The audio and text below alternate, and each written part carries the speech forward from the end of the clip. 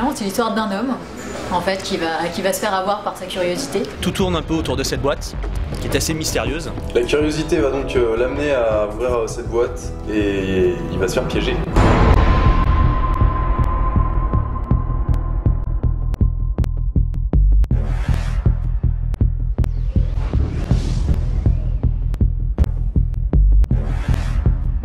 Donc en fait on avait 3 semaines, on avait 2 à 3 semaines de préparation, à savoir qu'on avait pas mal de taf pendant cette période-là justement, parce qu'on devait trouver donc les décors, les costumes, on avait un paquet de figurants à trouver pour remplir le hall de gare, il en fallait à peu près, on va dire une 50aine quoi. Nous ce qu'on voulait en fait, au-delà du scénario, c'était recréer un espèce de monde un petit peu futuriste, donc une société qui aurait évolué on va dire différemment de notre société et donc pousser un petit peu le côté totalitaire. Pour rendre crédible cet univers, on avait quand même pas mal de costumes qu'on avait pu récupérer avant le tournage.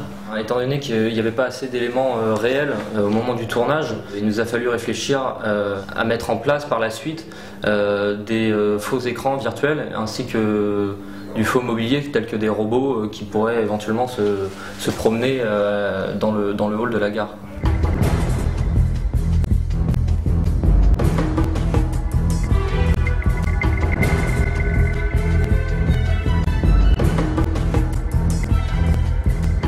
Le jour en fait où on a tourné la séquence de la gare, c'était vraiment très restreint parce qu'on pouvait tourner en fait de 8h à 16h, 17h grand maximum, à cause du soleil en fait, de l'exposition au soleil. Donc quand il n'y a plus de soleil, il n'y a plus de lumière. Donc ça a été assez compliqué parce qu'on avait 25 plans à tourner.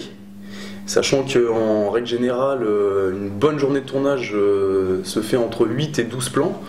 Donc ouais, 25 plans, c'était vraiment speed quoi, on n'a pas chômé quoi. Sur Human Study, on a tourné avec une Sony UX3 équipée d'un kit Mini 35 mm Red Rock M2 exactement. Avec ce kit Mini 35, on avait donc une courte profondeur de champ et un grain supplémentaire, un grain qu'on n'a pas en vidéo, voilà ce qui nous a permis de retrouver, de s'approcher tout au moins d'une image cinéma.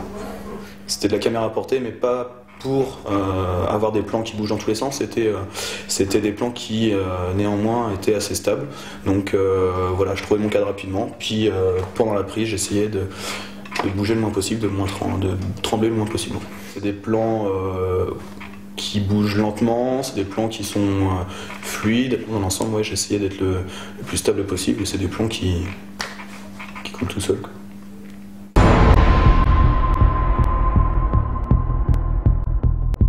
Alors sur Human Study, je suis responsable SFX, c'est-à-dire que j'ai pour rôle de m'occuper de toute l'équipe SFX et d'assurer une bonne gestion avec tout le monde.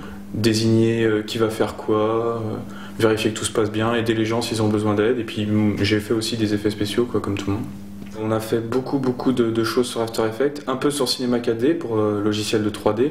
On a eu pas mal de choses à effectuer dans le sens où fallait faire un monde plus futuriste, quoi. Il fallait rajouter des écrans pour gagner en crédibilité. Ce qu'on a vraiment eu à faire, c'était beaucoup d'incrustations aussi. Par exemple, dans la ruelle, il fallait retirer le fond parce qu'il y avait des voitures qui passaient, c'était une journée comme une autre.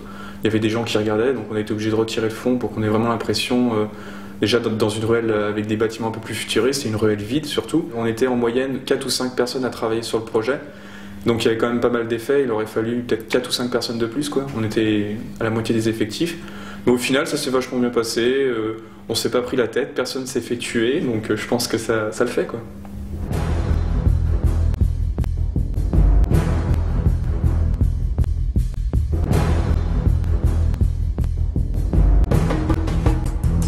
C'est la première fois que j'incarnais ce type de personnage, avec une ambiance superbe, des gens vraiment sympathiques et surtout un tournage très professionnel. C'était une première expérience de réalisation, en tout cas pour moi, vraiment très instructive. Au niveau de l'ambiance du tournage, ça a été extra. On est tombé sur une équipe vraiment en or. Les gens étaient super actifs, on bossait comme des dingues. Donc on espérera forcément que le film va plaire au public et qu'on aura des retours assez positifs. Ouais.